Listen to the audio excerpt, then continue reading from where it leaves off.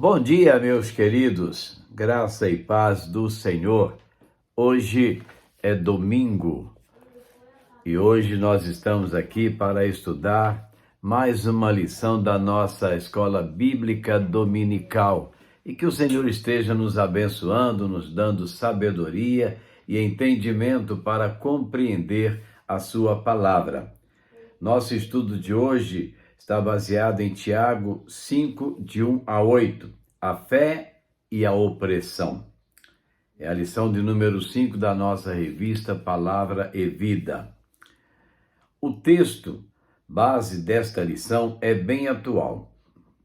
O apóstolo Tiago denuncia a opressão socioeconômica, algo que, infelizmente, nós brasileiros presenciamos diariamente. No entanto, como cristãos, não podemos nos conformar jamais com alguma forma de opressão, pois a salvação em Cristo não é apenas libertação do pecado, mas, sobretudo, uma proposta de vida em abundância, uma proposta de destruição das estruturas malignas que oprimem e impedem que se tenha esta vida. Conforme o próprio Jesus afirmou, eu vim para que tenham vida e a tenham plenamente. João 10:10. Deste modo, o apóstolo faz duras críticas aos opressores, conforme veremos a seguir. Primeiro, uma grave repreensão aos opressores. O versículo 1 começa com um imperativo: ouçam, prestem atenção. É uma ordem dada aos ricos opressores, algo semelhante aos ais que há em vários lugares da Bíblia Sagrada. Exemplo, Mateus 23, 23 a 30. É muito importante frisar que não há algum texto bíblico em que os ricos são repreendidos simplesmente pelo fato de serem ricos, mas são advertidos contra as tentações que tal condição lhes sucede intrinsecamente. Ser rico não é algo demoníaco, nem a pobreza é virtude. Abraão era rico e, no entanto, tornou-se o pai da fé. Andava com Deus e foi chamado para abençoar todas as famílias da terra. De maneira bem peculiar, vemos o patriarca sendo bênção para seu sobrinho Ló. Ele não foi chamado para ser bênção usando a sua riqueza, mas ele foi chamado para ser bênção usando a sua vida de fé e dedicação. A grande tentação a que os ricos estão sujeitos é o egoísmo. Por isso, são convidados ao arrependimento, que na expressão do apóstolo seria chorar e lamentar. O verbo chorar, klausate, remete à ideia de chorar em voz alta, expressando uma dor incontida e audível, segundo Strong. Lamentar, elolizontes, é um verbo que expressa o som de animais, uma onomatopeia, semelhando-se ao som de um grito abismado, significando uivar, gritar audivelmente. Os dois termos usados, ambos no verso 1, indicam, portanto, que os ricos, quando levados ao egoísmo, são alertados de que um dia poderão lamentar profundamente as ações opressoras que levaram a efeito contra os menos afortunados. Segundo, a maneira como se obtém as riquezas pode ser opressora. A Bíblia Sagrada não condena a aquisição de bens, nem nega à pessoa o direito de possuir bens e obter lucro, mas condena a obtenção de riquezas por meios ou para fins ilegais. É esse o sentido que o texto bíblico apresenta nesses versos. O luxo egoísta de alguns, às vezes, é conseguido pela opressão de muitos. E Tiago fala de algumas formas que o ser humano usa para obter essas riquezas. Letra A. A retenção do salário do trabalhador. Há patrões que não pagam em dia, usam o dinheiro para oferir lucros, retardando o pagamento aos seus empregados e causando-lhes assim dificuldades no seu viver diário. Deus registrou em sua palavra instruções claras para que o trabalhador não seja prejudicado pelo empregador, via retenção de seu salário. Muitos trabalham o dia para receber ao final dele, tendo assim como comprar algo para o alimento de sua família. Reter o salário do trabalhador é pecado, condenado pelo Senhor. Letra B. Aplicação parcial e injusta de leis. É muito claro que quando o poder socioeconômico se une ao poder político e jurídico, as possibilidades de existirem manobras para favorecer aos que detêm tal poder se avolumam. Infelizmente, a parcialidade, manobras obscuras e leis criadas com a intenção de favorecimento aos que já detêm muito, se multiplicam a cada dia. Há uma diferença considerável entre lei e justiça. Deveriam andar de mãos dadas, todavia, nem tudo que é legal é justo, e Deus condena tais subterfúgios para mascarar a opressão. Terceiro, a maneira como se usa as riquezas pode ser opressora. Nos argumentos anteriores, aprendemos que as riquezas podem se tornar pecaminosas de acordo com a forma como são adquiridas. Agora veremos que o propósito com a qual são usadas podem também a tornar pecaminosa. Vejamos, então, como as riquezas podem contribuir para a opressão. Letra A. Quando são acumuladas. Riquezas enferrujadas e apodrecidas falam do perigo de se perder algo que ficou guardado sem ter sido usado de forma útil. Não há nada de errado com a pessoa poupar algum dinheiro para gastos eventuais, mas é errado, por exemplo, acumular riquezas não pagando aos funcionários, sonegando impostos ou atrasando propositalmente os compromissos, visando a deixar o dinheiro render mais um pouco. Somos instruídos a acumular tesouros no céu, para que o nosso coração não se prenda ao material. Mateus 6, 20 e 21. O problema do jovem rico, segundo Lucas 18, 18 a 30, não era a riqueza que possuía, mas seu apego a essas riquezas. Letra B. Quando seu uso é egoísta. Voltamos a este verso para destacar que se Deus permite que algum cristão possua riquezas, este passa a ter certas responsabilidades para com o seu semelhante e para com o próprio Deus. Isso fala da fidelidade e mordomia, que é o uso do que se tem para abençoar outros e para a glória do Senhor. Letra C. Quando a riqueza é ostensiva. O verso fala do pecado de uma vida entregue ao luxo, ao prazer, à vida extravagante, enquanto outros tão próximos não têm o mínimo para viver de forma digna. O termo fartaram-se é o mesmo usado para falar dos animais que eram engordados para o abate, não há algum problema em desfrutar o que Deus dá.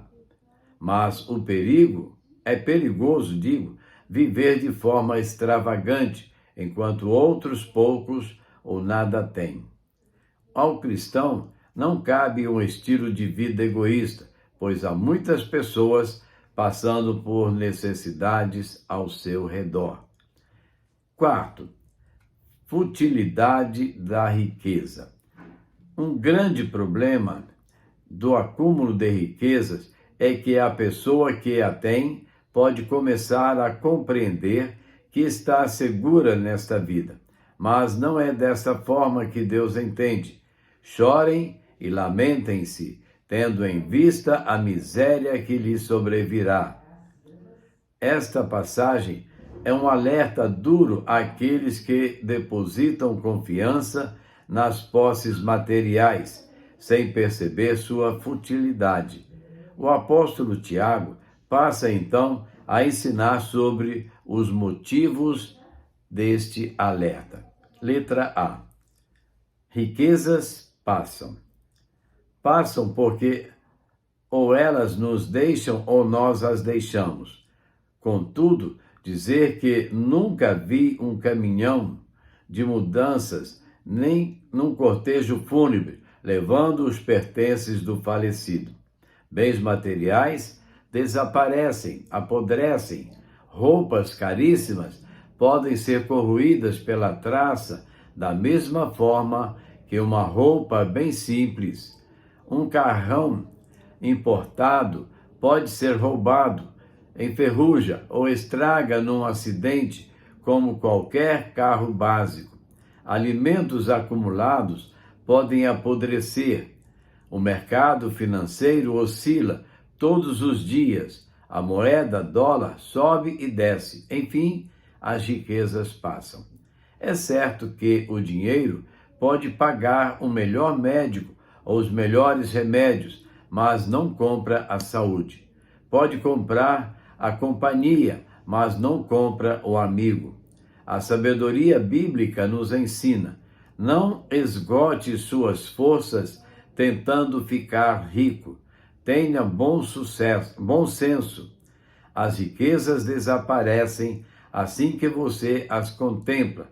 Elas criam asas e voam como águias pelo céu. Provérbios 23, 4 e 5.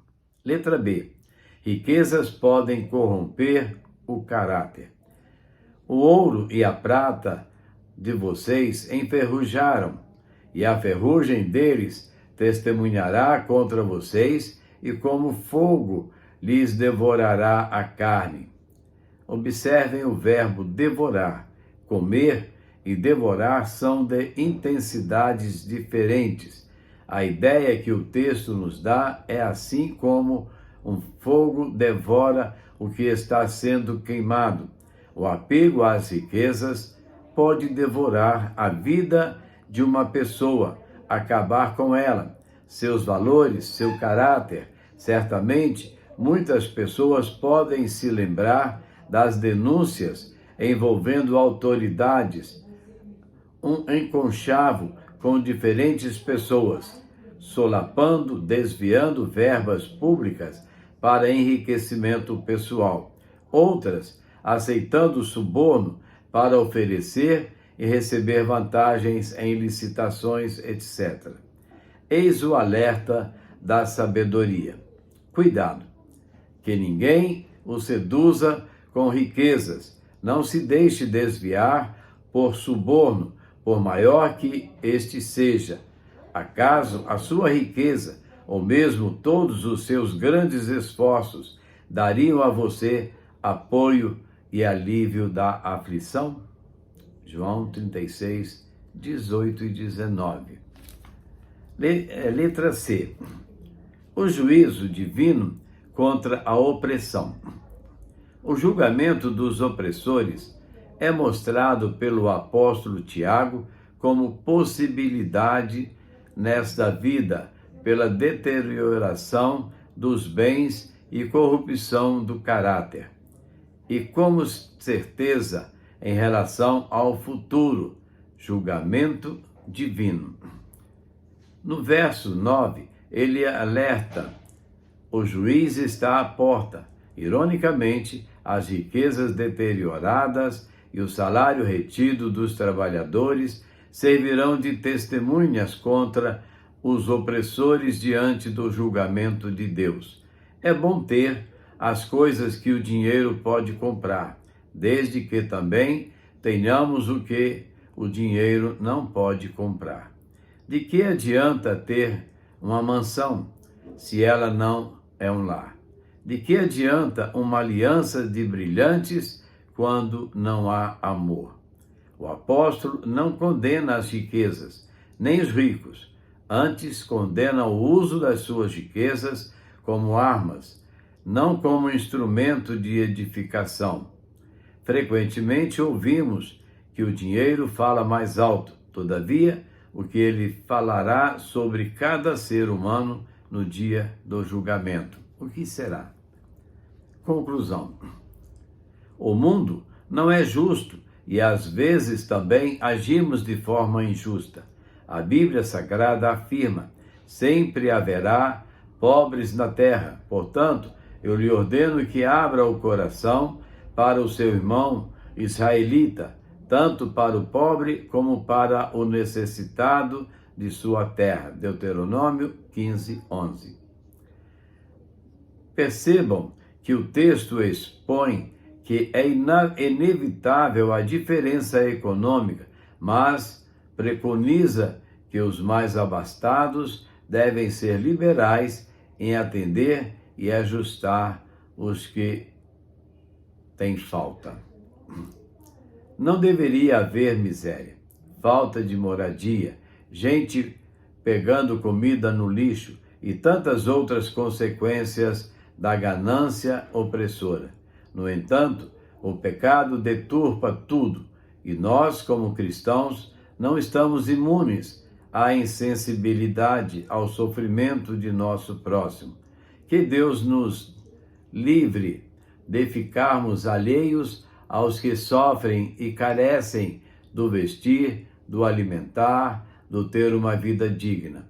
Os últimos versos de nosso texto ensinam que devemos ter paciência diante desse mundo injusto e opressor, verso 7, mas também alerta para a certeza do juízo divino, verso 8. Para pensar e agir. Você tem experimentado injustiças, opressões existenciais que o deixam triste e às vezes até mesmo enfurecido?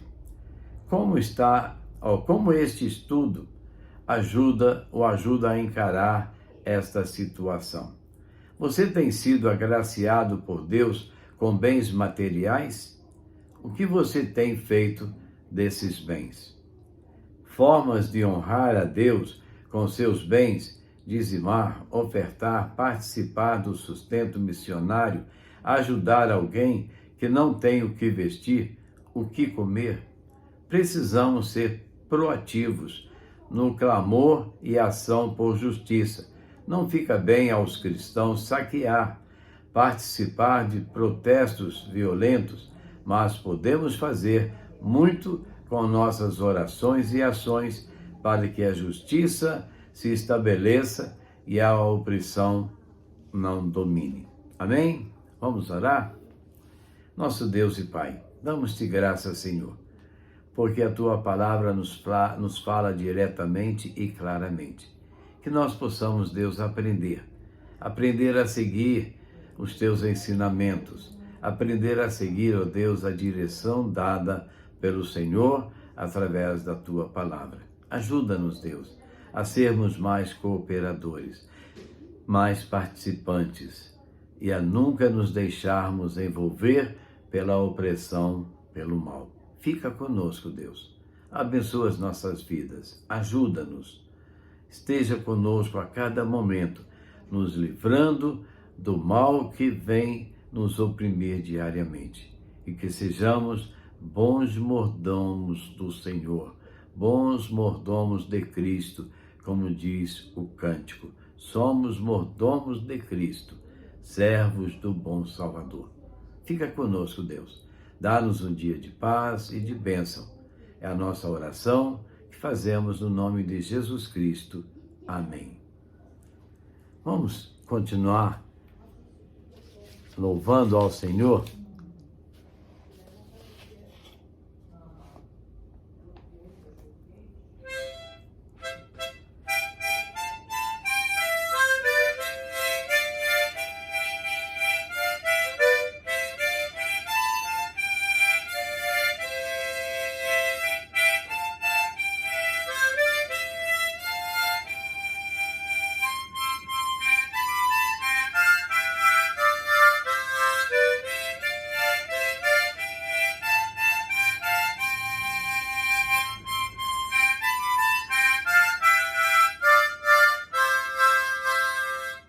Perto do meu Salvador, eu quero estar. Assim, queridos, estamos chegando ao final de mais um estudo da EBD com você. Que Deus esteja abençoando a sua vida, conduzindo seus passos e que todos nós tenhamos um domingo na presença do Senhor, em família, alegrando-nos e nos fortalecendo na graça e misericórdia do Senhor a cada momento. Que Deus abençoe a minha vida, que Deus abençoe a sua vida, que Deus abençoe a vida de cada um de nós. E que neste domingo sejamos dedicados ao Senhor. E participemos da escola presencial, participemos da escola através das videoconferências que a primeira igreja tem feito para levar até você no seu lar os ensinos, o culto da manhã e logo mais, você que pode vir à casa do Senhor, venha participar do culto ali na primeira igreja batista de Itaperuna, e você que não pode sair de casa, tem alguma dificuldade, assista pelas redes sociais. A primeira igreja envia até você o culto da manhã e da noite, e você estará sempre firme na presença do Senhor. A todos, um bom dia, que Deus nos abençoe. Amém?